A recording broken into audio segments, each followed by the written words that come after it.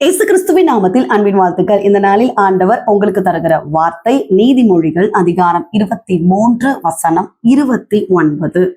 ஐயோ, யாருக்கு வேதனை, யாருக்கு துக்கம், யாருக்கு சண்டைகள், யாருக்கு புலம்பல், யாருக்கு காரணமில்லாத காயங்கள், யாருக்கு ரத்தம் கலங்கின கண்கள். பிரியமானவர்களே, இந்த காலை வேளையில உங்களோடு கூட ஆண்டவர் இந்த வசனத்தின் மூலமாக பேச போகிறார்.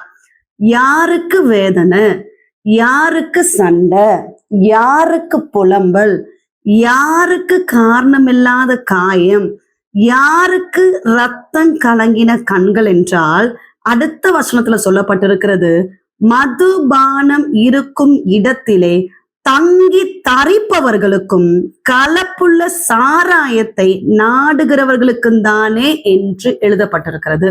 பிரியமானவர்களே, இன்றைக்கு அநேக குடும்பங்கள் இப்படிப்பட்ட ஒரு அடிமைத்தனத்துல தவிக்கிறதுனாலதான் பல விதமான நெருக்கம், பிரச்சனை, வறுமை, தரித்திரத்துக்குள்ளாக காணப்படுகிறார்கள். ஒரு வீட்டுல அந்த தகப்பனார் இப்படிப்பட்ட பாவத்துல அடிக்ட் ஆயிருந்தா அந்த குடும்பம் மிகவும் மோசமான நிலைமைக்கு தள்ளப்படுகிறதை நம்ம பார்க்கிறோம். ஒரு தகப்பனார் பயங்கரமாக குடித்து குடித்து குடித்து வீட்டுல ஒரு பொருளாதார நன்மையும் இல்லையா, ஒரு ஆசீர்வாதமும் இல்லையா. அவங்க வீட்டுல இருந்த ஒரு சின்ன குழந்தை இந்த தகப்பனை பார்த்து சொன்ன ஒரு காரியம், அப்பா நீங்க காலையில வேலைக்கு போறீங்க, நீங்க நைட்டு வீட்டுக்கு வரும்போது 3 பாத்திரங்களை வாங்கிட்டு வாங்க அப்படின்னு சொல்லி அந்த குழந்தை சொன்னிச்சான். உடனே அந்த தகப்பனார், எதுக்குமா பாத்திரம், அது 3 பாத்திரம் வேணும் அப்படின்னு சொல்லி கேட்கும்போது அந்த குழந்தை சொன்னதாம், அப்பா நீங்க குடித்து குடித்து குடித்து வருகிறதுனால வீட்டுல சாப்பிடுறதுக்கு ஒண்ணுமே இல்லை, எல்லாமே வெறுமையா இருக்கு, காலியா இருக்கு, நானும் தம்பியும் அம்மாவும் போய் பிச்சை எடுப்பதற்காக தான் இந்த பாத்திரத்தை நான் வாங்கிட்டு வர சொல்றேன் அப்படின்னு சொல்லி அந்த தகப்பனாரை பார்த்து அந்த சின்ன குழந்தை சொன்னதாம். இதை கேட்ட உடனே அவரால் இந்த வார்த்தையை தாங்கிக் கொள்ள முடியவில்லை. தேவ சமூகத்துல போய் கண்ணீரோடு அழ ஆரம்பித்தாராம். ஆண்டவரே, இந்த பாவத்திலிருந்து எனக்கு ஒரு விடுதலையை தாரும், என்னால் இதை விட்டு விட முடியலை ஆண்டவரே என்று சொல்லி கண்ணீரோடு ஜெபித்தாராம். பிரியமானவர்களே, கர்த்தர் ஒரு பரிபூர்ண விடுதலையை கொடுத்தாராம். இந்த வாதத்தின் கடைசி நாட்களுக்குள்ளாக நம்ம வந்திருக்கிறோம். நம்ம புதிய ஆண்டுக்குள்ளாக பிரவேசிக்க போகிறோம். ஒரு தீர்மானத்தை எடுத்து கொள்ளுங்கள். கர்த்தருடைய வார்த்தையை கேட்டுக்கொண்டிருக்கிற நீங்களும் இப்படிப்பட்ட ஒரு அடிமைத்தனத்துல இருந்தால், அந்த அடிமைத்தனத்திலிருந்து என்னை விடுவீங்க ஆண்டவரே, இந்த பாவத்திலிருந்து எனக்கு ஒரு விடுதலை வேண்டும் ஆண்டவரே, புதிய ஆண்டுக்குள்ளாக நான் பிரவேசிக்க போகிறேன், இனி எனக்குள்ளாக ஒரு மாற்றம் வேண்டும் என்று சொல்லி நீங்க தேவ சமூகத்துல உங்களை தாழ்த்தி உங்களை ஒப்பு கொடுக்கும் போது கர்த்தர் நிச்சயமாய் அற்புதத்தை செய்வார். பிரியமானவர்களே, இந்த அடிமைத்தனம் எப்படிப்பட்டது என்றால், தொடர்ந்து நம்ம வாசிக்கும் போது மதுபானம் இரத்த வர்ணமா இருந்து பாத்திரத்தில் பளபளப்பாய் தோன்றும் போது நீ அதை பாராதே, அது மெதுவாய் இறங்கும், முடிவிலே அது பாம்பை போல் கடிக்கும், விரியனை போல் தீண்டும். உன் கண்கள் பரஸ்திரீகளை நோக்கும், உன் உள்ளம் தாறுமாறானவைகளை பேசும்.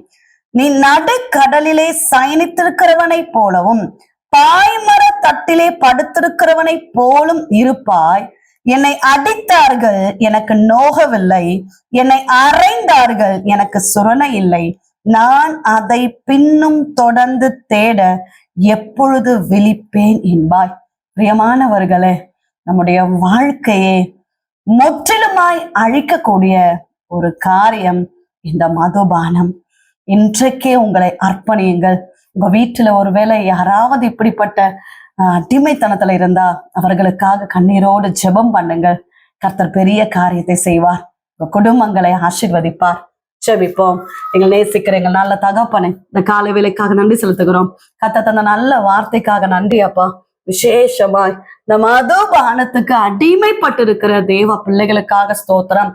அநேக குடும்பங்கள்ல இப்படி இந்த பாவத்துக்கு அடிமைப்பட்டு இருக்கிறதுனால குடும்பங்கள நெருக்கம், பிரச்சனை, சண்டைகள், பலவிதமான போராட்டங்களுக்குள்ளாக தள்ளப்படுகிறாங்கப்பா. நிம்மதி இல்லாம, சந்தோஷம் இல்லாம, அழுகையும் கண்ணீருமாய் காணப்படுகிற குடும்பங்கள் உண்டு சுவாமி. இந்த காலை வேளையில நாங்கள் ஜெபிக்கிறோம், கர்த்தர் மனம் இறங்குவீராக. இப்படி அடிமைப்பட்டிருக்கிற ஜனங்களை கர்த்தர் விடுவிக்கும்படியாக ஜெபிக்கிறோம்.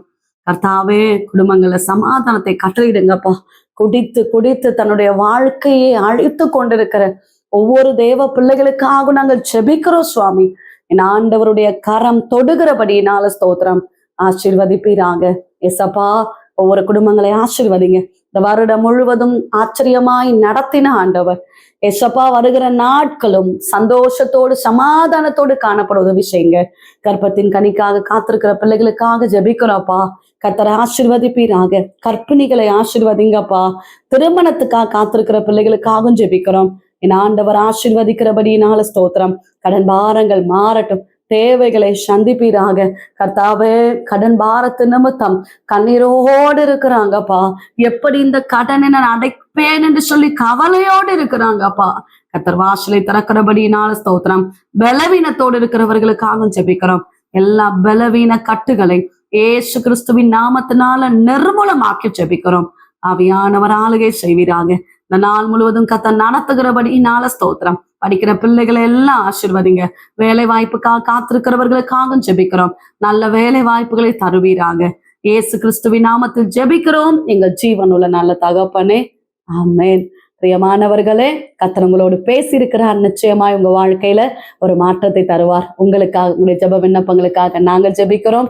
நீங்களும் எங்களுக்காக, எங்களுடைய ஊழியங்களுக்காக ஜெபித்துக் கொள்ளுங்க. டிவோஷன் மூலமாய் உங்களோடு ஆண்டவர் பேசுகிறதுக்கு பகிர்ந்து கொள்ளுங்க. இந்த வார்த்தை அநேகருக்கு பிரயோஜனமா இருக்கும் என்றால் அநேகருக்கு ஷேர் பண்ணுங்க. God bless you.